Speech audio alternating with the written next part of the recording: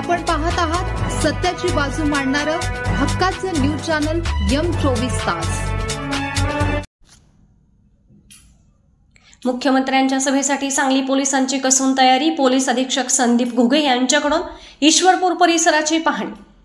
आगामी 30 नोव्हेंबर रोजी ईश्वरपूर नगर परिषद नगराध्यक्षपदाचे महायुती भाजप उमेदवार विश्वनाथ डांगे यांच्या प्रचारार्थ राज्याचे उपमुख्यमंत्री देवेंद्र फडणवीस यांच्या भव्य जाहीर सभेच्या पार्श्वभूमीवर सांगली जिल्हा पोलीस दलाने कडेकोट बंदोबस्ताची तयारी सुरू केली आहे। मुख्यमंत्र्यांच्या दौऱ्याच्या अनुषंगाने सांगलीचे पोलीस अधीक्षक संदीप घुगे यांनी आज शुक्रवार दिनांक 28 रोजी स्वतः ईश्वरपूरमधील सभेचे ठिकाण असलेल्या गांधी चौक, येल्लामा चौक आणि आसपासच्या परिसराची पाहणी केली। अत्यंत संवेदनशील मानल्या जाणाऱ्या या दौऱ्यासाठी पोलीस दलाकडून सुरक्षेचा बारकाईने आढावा घेण्यात आला आहे। मुख्यमंत्र्यांची सुरक्षा, सभेसाठी येणाऱ्या जनसमुदायाचे व्यवस्थापन आणि शांतता व सुव्यवस्था राखणे यासाठी पाहणी करण्यात आली।